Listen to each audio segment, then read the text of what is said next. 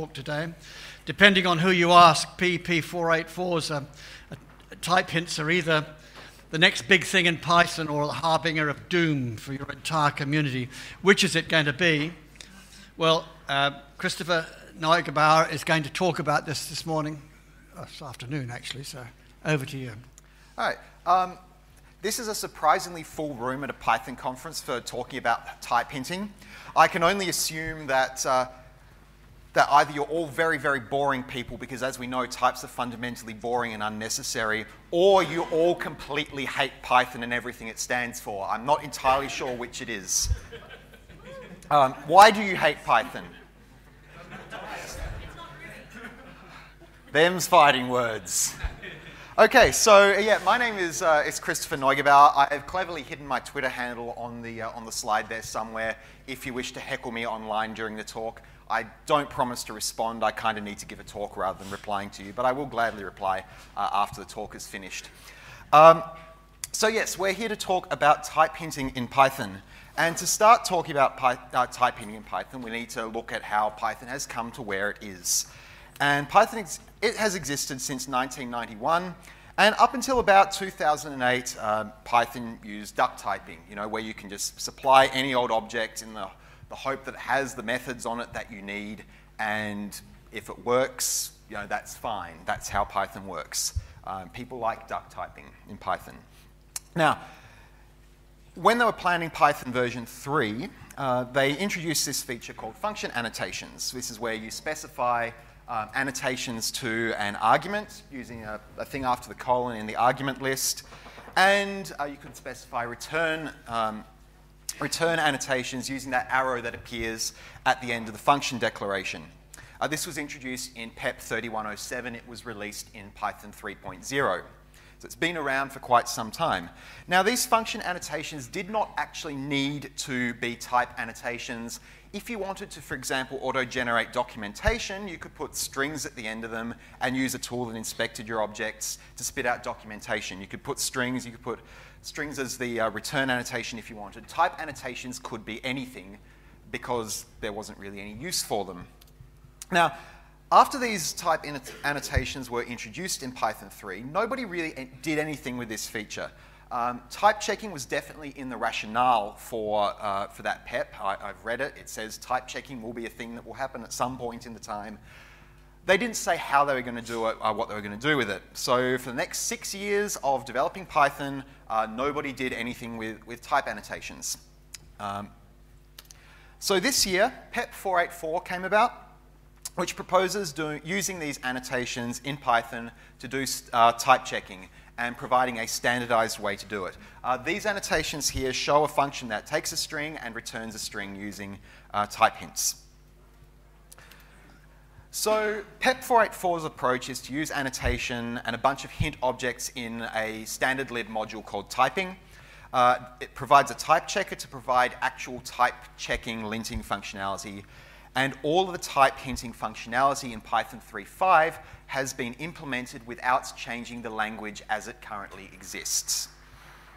Now, for those of you who don't know how the Python enhancement process works, basically features officially come into existence using this three-phase process. Firstly, somebody suggests a PEP and it gets discussed on mailing lists. Stage 2 is that the PEP is adopted, and stage 3 is that it actually gets added to Python. Now, this is how it works in theory. In practice, these 3 steps are also required. Basically, everybody starts ignoring the feature completely. They get ignored for 3 to 4 releases, and then eventually somebody like Raymond Hediger or David Beasley gives a talk at PyCon which says, this is how you actually use this thing. Everyone goes, yes, that's fantastic, and then they use it. This means that by the time people are using a thing, it's mature, somebody in core Python knows how to use it, and nobody really questions it. Unfortunately, this year it went slightly wrong in that Guido was given a keynote slot at PyCon to discuss the feature this year. 2,500 people were watching Guido talk about this thing that had not yet gone into Python and didn't have an implementation, and so this part did not happen. And what that means is that despite saying this, Python will remain dynamically typed. Type hints will never be mandatory, even by convention. Grumpy old people like Jack say this: Python 4 is hidden inside this Python enhancement proposal. It is going to completely change Python. This is terrible. Get the hell away from it. Basically, the discussions around PEP 484 have turned into a tar pit, and this is terrible. So that brings us to the point of this talk. I think we should go and use type hinting now, except we have a slight problem with this. It is not yet implemented. Nobody is using it, which means we can't really use it in Python. So let's look at a language that hopefully you already know. A language most people unfortunately know at the moment is JavaScript. And there is a language that implements the type hints that Python 3.5 in PEP 484 is trying to implement, and it's called TypeScript. Given the name, it is just JavaScript with added type hints. So it's actually a Microsoft technology, which is why I am slightly out of character wearing a collared shirt today. It's actually a contractual obligation. It's open source, available under an Apache license, and it's starting to get pretty mature. It's had a 1.0 release. It's been available in various stages of development since 2012. So this is your hello world in JavaScript. You're probably familiar with it. There's a console.log in there. There is a string. It says hello world. And this is the same thing in TypeScript. As you can see, you are deeply familiar with this language already. TypeScript is just JavaScript. You need to start writing more complicated code in order to see the difference. So this is a JavaScript function that constructs a string from a string parameter. So there's a name parameter in that function, and it returns a string. In TypeScript, we have a type hint for the input value and a type hint for the output. So if you call that hello function with a non-string parameter, it will fail type checking, and likewise assigning the return of that function to something that isn't expecting a string will also fail. TypeScript being an extension over JavaScript will not run in your browsers. You need to run it through a compiler to erase the types. You basically get exactly the same code as you would have written in JavaScript out from the TypeScript compiler, so you can go and distribute that as JavaScript. It runs exactly the same way as your JavaScript would have. There's no type checking done in the browser because all the type annotations go away when you compile it. Now, in this piece of code, because the variable a is a string and the toUpperCase method on a string also returns a string, we can provide that variable b to the function hello because the type checker has figured out that it is a string. This is type inference. It means you don't need to manually hint every single function and every single variable you have. Sometimes the compiler can figure it out for you. This is very similar code, but it's invalid TypeScript because math.cos returns a number. And so even though we didn't annotate that variable d, the compiler knows that d will be a number.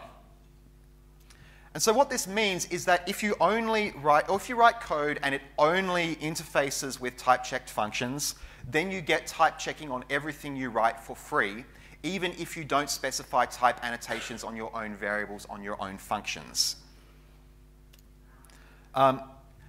Even better, if every single return point of a function is of a given type, you get the type checking for free on that function. So this function here clearly returns a number. So type inference knows that this thing that we're getting out of the function is a number, and we can pass it into something that expects a number. This version here is invalid because it returns a string, even though we don't say it returns a string. So thanks to type inference, even if you don't care to annotate your own functions, just consume a type hinted API, you will benefit from testing your own code against a third party's provided constraints. So this type checking thing is pretty excellent, but it's a language that relatively few people are using in comparison with JavaScript. The people who wrote jQuery, which I presume everybody who has written JavaScript has used at some point, the authors of that, they don't know about TypeScript, so does that mean you can't use it? in TypeScript? Well, there's this thing called gradual typing, which is the crux of TypeScript's typing system.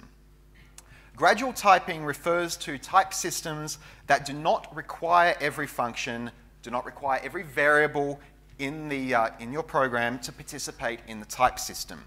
Gradual typing means that only some code needs to participate in the type system, and it can do it without interfering with code that doesn't participate in the type system. So the way this system works is that you get two ways to opt in to get in on type checking. The first is that you can explicitly declare a type. So in this code snippet, I've got a variable spam. I say it's a string. Therefore, it is definitely a string.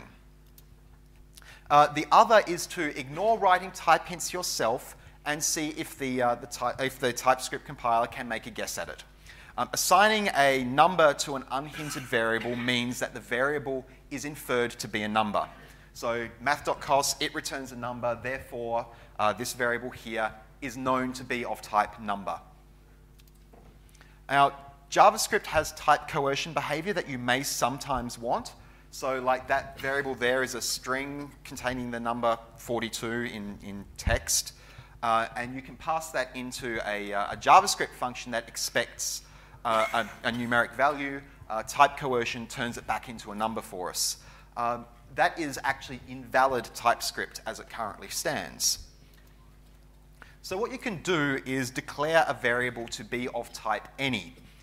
When you declare a variable to be of type any, it doesn't participate in the type system. It could be any type of value, and you can use that variable anywhere. Any is the thing that makes TypeScript's type system actually work. Things that come out of plain old JavaScript without type hints at all are assumed to be any until you, as a developer, make assertions about its type. So there's no type constraints at all on stuff that comes out of plain old JavaScript. That is, until the compiler is completely certain that type constraints can apply. And what that means is that this is completely different to static typing as you get in languages like Java. You do not need to introduce any type constraints into your code until you are ready to start dealing with type constraints. They're not compulsory. They don't take effect until they're ready. So this anything can cast to anything. Basically, you can take a variable that is any. This is clearly a string, but it will coerce to a number in JavaScript. You can make an assertion that that is a number. So, for example, if you're taking numeric input from a text field in your HTML thing, like that will come back as a string from the API, you can say this is actually a number, and I can start using it in exactly the same way that you would a number. So this is actually breaking type constraints, which you can do if you are confident that you can break them. This means that TypeScript can take the flavor of JavaScript's weak typing wherever you actually need it. So this means that it's actually the most powerful and liberating aspect of this typing system, and let's take a look at why. So I have a definition of some interface. Let's call it jQuery. No reason at all. I assure you, absolutely no reason. And say I have a library called that was written in plain old JavaScript called jQuery. I can make a variable called $, which is an instance of this jQuery thing from plain old JavaScript, and I can make an assertion that is one of these jQuery things that I defined myself. From here on in, every single call into that $, variable will be validated against the interface that I asserted that it matched. jQuery's authors didn't need to define the spec for this. We've defined this spec, and the type system is fully happy because we've made this assertion. It doesn't actually need to match. It doesn't actually need to have the type of the object under the hood. It's just analyzed by the type checker. The onus becomes on us to make sure the interface we've written is correct and doesn't get in our way. So taking advantage of such an interface is actually pretty easy. You point out a reference using a specialized comment at the top of your file. This is very similar to doing an import in Python. It's very similar to doing an include in C or C++. And then there are entire communities out there that are making repositories of TypeScript interfaces for popular JS libraries. This one, Definitely Typed, is the biggest. It has several hundred interfaces, especially for things like jQuery for node.js. And what this means is that because you can provide these interfaces, any code that somebody else has written in vanilla JavaScript can take advantage of the type system in TypeScript. You just need somebody to go and write the declaration. And what this means is that you can go and use TypeScript for non-trivial JavaScript code right now, and I encourage you to do so. So back to Python. Given that we are at a Python conference, I should spend the majority of my time speaking about Python. PEP 484 is now implemented as of a couple of months ago. It proposes using these function annotations as a way to express type hints. And all the type hinting features are implemented within the existing language, the only concrete addition being a file that defines these some primitive type hints and a type checker. This is different to TypeScript, which is a language extension. You need to run it through a compiler before you get code with the types erased. Because the language features are already in Python and don't have a defined runtime purpose, they just get thrown away. And it actually implements gradual typing in pretty much exactly the same way that TypeScript does. And it's completely non-invasive. Existing Python 3 code will run as Python 3.5 code, even though type checking is available. If you have been using annotations for something other than type checking beforehand, it will still work.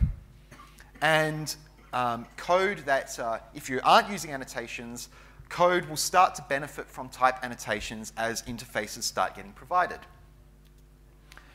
Now, if you think that the syntax for type annotations is ugly, unfortunately that's not going to be a fixable thing because it's been in Python for 6 years now. But if you don't want to pollute the main body of your code with type hints, you don't have to. You can write a .pyi file that mimics the structure of your .py file. This means that your code will be able to work in Python 2 if you're aiming on maintaining compatibility between Python 2 and Python 3 in the same code base.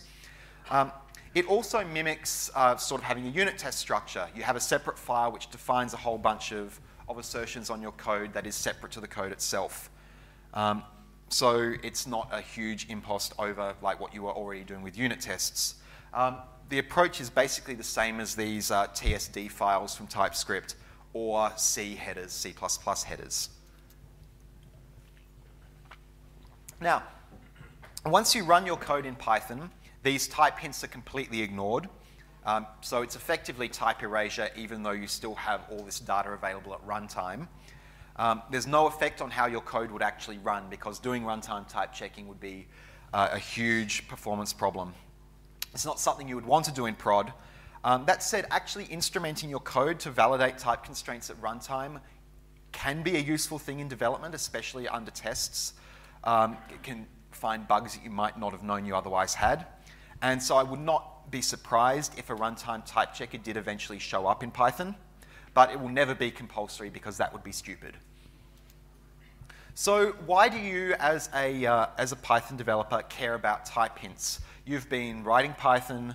The language has existed for 24 years now without type hints. Why would you actually care about it and using them now? Well, firstly, who here writes unit tests in their Python code? You can also raise your hand if you'd like to pretend that you write unit tests, because really you should be. Great. Everyone in the room writes unit tests. Fantastic.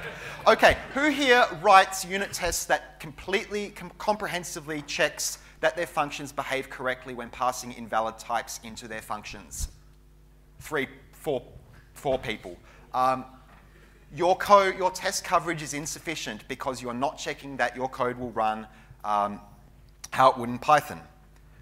Type hinting will give you comprehensive tests for this effectively for free by writing a single thing for every single parameter in your functions.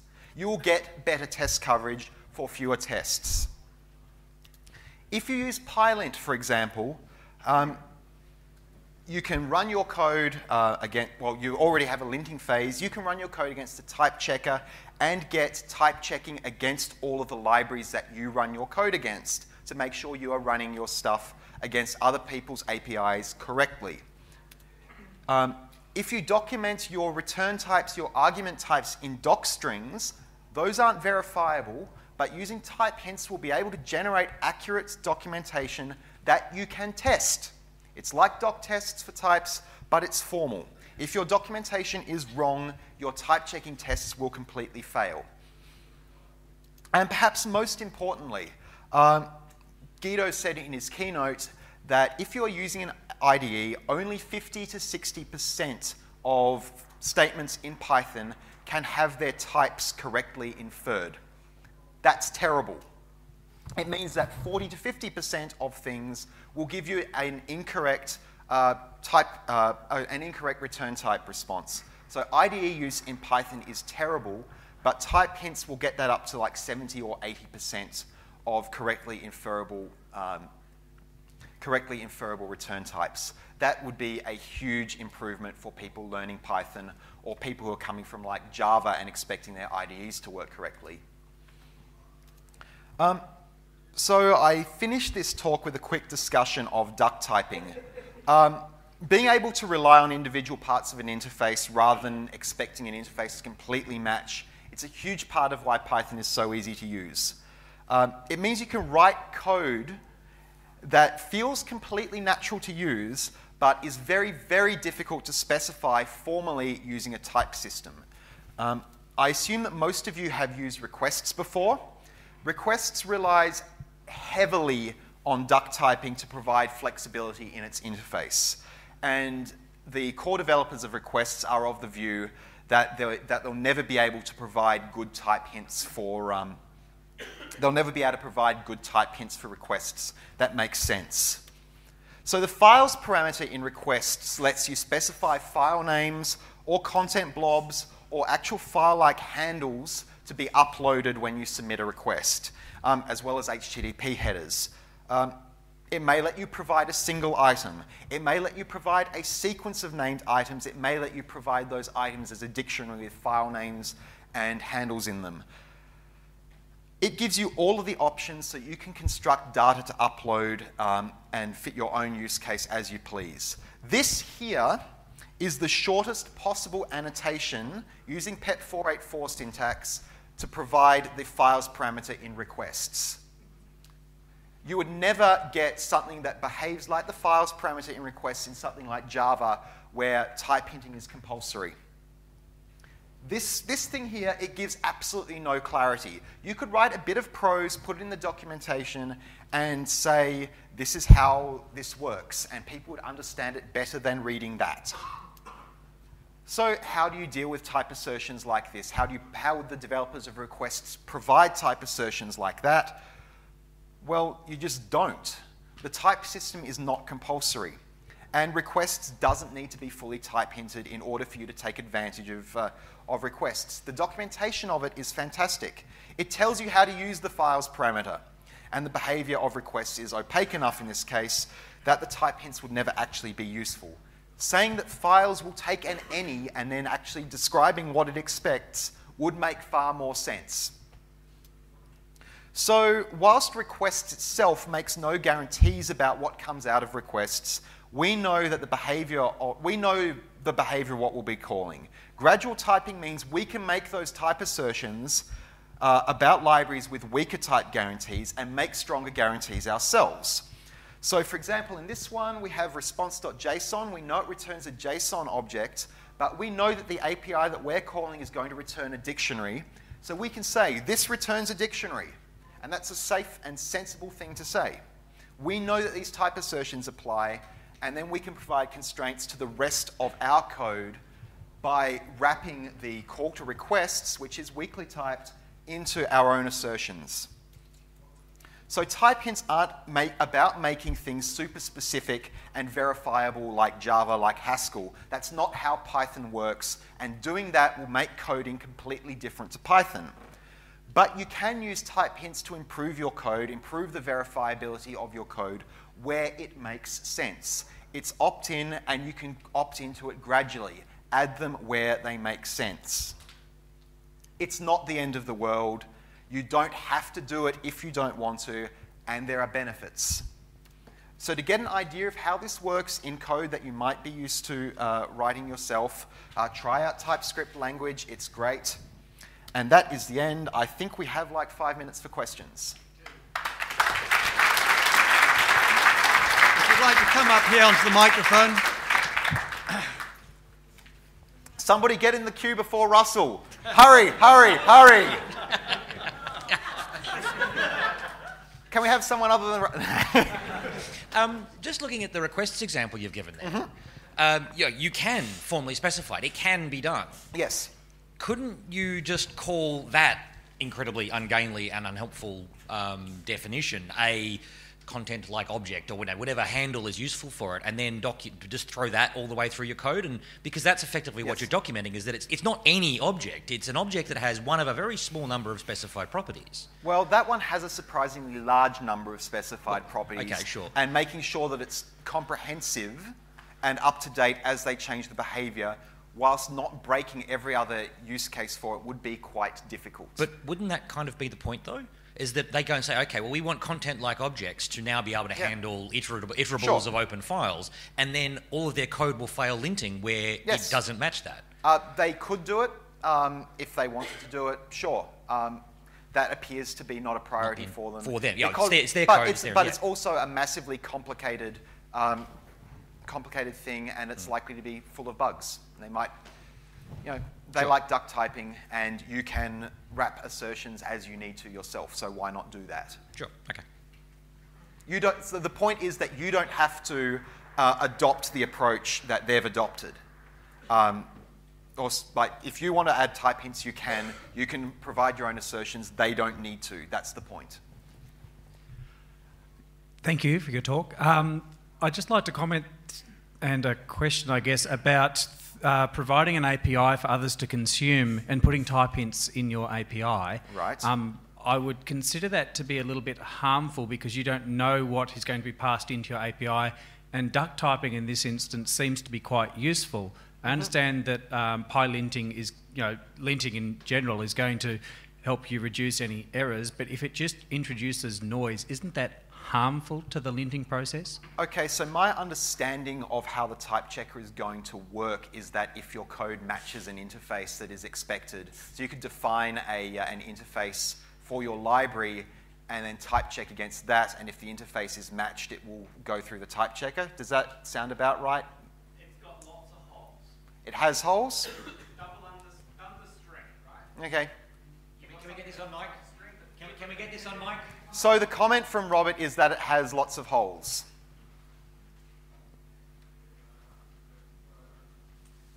Right, so I spent some time looking at this just when it came up, and I'm very pro it. I want to be able to use it. The problem is that this is kind of the first generation of it for Python, and Guido has said, hey, look, we can't build things like representing duck typing in this until this is actually settled down and become mature. Absolutely.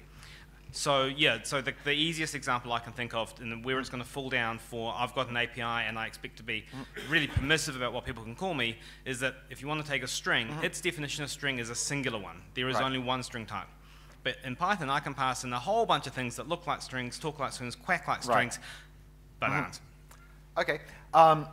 The observation I would make here is that the language does this very, very well in that you can specify interfaces that contain the things that you will eventually start calling, and if your object contains that interface, it will start to accept it. That would probably make a lot of sense in a formal type checker in the way that Python is starting to do it. Because it formalizes duck typing. I don't think it does it yet, but that would be a noble goal and would probably fix the use cases that you're suggesting. Actually formalizing the interface as it is going to be used. But that is not what it does at the moment, but I think it would eventually get there because that would make the most sense. Looks like we have a Nick Coughlin.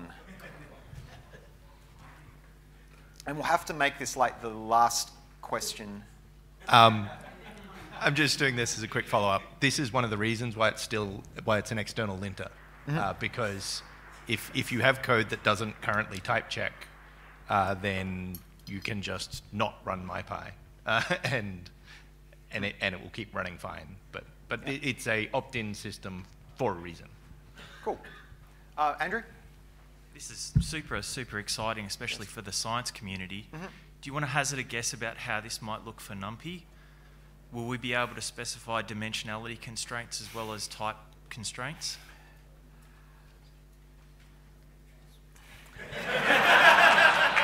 Somebody is asking me to do maths in my head on stage. I am not certain. You'd probably need to ask somebody like Travis Oliphant or somebody like that if they've actually looked at it. And I really think we've only got 5 minutes till the next talk. So if you want to ask me about this, I can offer many opinions about this stuff, but only in the hallway track. Thank you all for coming along. I hope you learned something. We haven't quite finished with them. You've got to have a mug. This little mug was dug up underneath a convict settlement just outside Darwin, outside Hobart, from the Derwent River. That convict settlement was probably my laptop at some point. All right.